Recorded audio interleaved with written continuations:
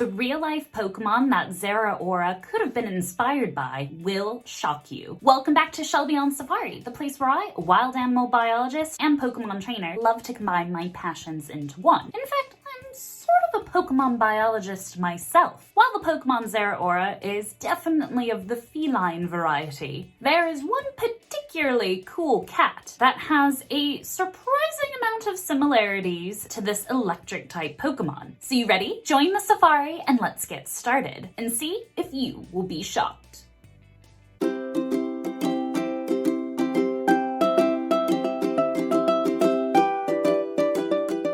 Zeraora, the Thunderclap Pokemon, an electric type that has a pretty snazzy design, if I do say so myself. Going through the Pokedex entries, there were 4 things in particular that reminded me of one of the coolest real-life Pokemon of our world. First up, even though it's an electric-type Pokemon, it can't actually generate electricity itself. Instead, Zeraora gathers and stores electricity from external sources, and then uses it to create magnetic fields that allow them to levitate and move at high speeds while airborne. Now, the real-life Pokemon that reminds me of Zeraora also waits and stores up energy before becoming airborne. Meet the Serval, a real-life Pokemon with an incredible Pokemon moveset. They'll wait for the right opportunity to strike before leaping, or should I say levitating, into the air, for they can jump more than 9 feet into the air and then force its body weight down onto its victim. This method is both efficient and quick for the Serval, which makes me think of Zeraora using its magnetic field to be able to first get airborne, but then move at quick speeds. Speaking of being fast, in the Pokedex entries it states that Zeraora is fast as lightning.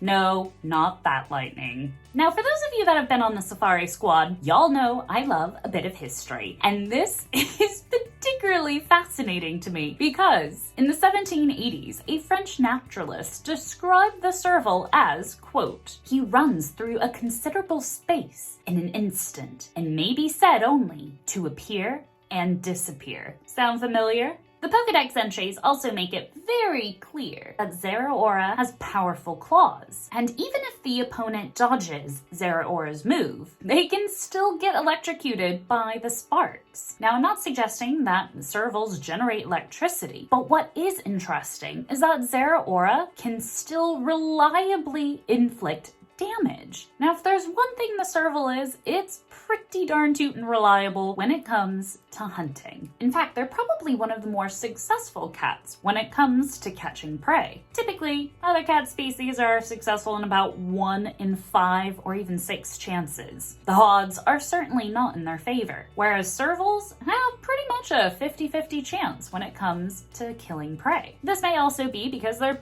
particularly adaptable. Like Zeraora, they too have pretty powerful claws. Their long curved claws are not only good for helping grab stuff out of midair, but also for fishing, for they've been seen to hook fish and frogs right out of the water. Now, I would be remiss if I didn't mention the large ears of Zeraora, and the design of Zeraora is pretty cool. I've loved seeing some of the latest TCG artwork with this particular Pokemon. Now, while the ears of Zeraora are definitely big, they aren't quite as big as that of the Serval. They have the largest ears of any cat in proportion to their body size. Their ultrasonic hearing ability allows them to hear the high-pitched communication of rodents. Watch out, Pikachu, or Mousehold. Although Mousehold, as we've seen in the anime, doesn't quite have high-pitched sounds. They sound much more angry. In fact, I said to my friend Golden Gibbon, if you don't follow her on Instagram, please do. She has an incredible account that highlights so many cool different aspects of the community. She shared a video clip of Mousehold from the anime, and I messaged her being like, that sounds like me on a Sunday morning if I get woken up too early. The struggle is real. Now, in the Pokemon franchise, with great strength also can come weakness. Everybody's got their weakness. Dole whips are mine. But for the Serval, it actually is wind. Strong winds disrupt the Serval's ability to hear and locate prey with sufficient accuracy for hunting. They ain't gonna waste their time and their energy. Unless, of course, they are extremely hungry. Then the Serval may hunt when it's windy out. So what do you think? Is Zeraora based on a serval? Chances are it's probably based on a few different species, but being completely truthful with you guys, World Serval Day is right around the corner on March 18th, and I wanted to highlight one of my favorite cat species. To keep your adventure going, why not check out my vlog when I went to the London card show, which you can see just here, or you can just check out the playlist here. Choice is yours. I'll see you in whichever one you choose. Thanks for watching!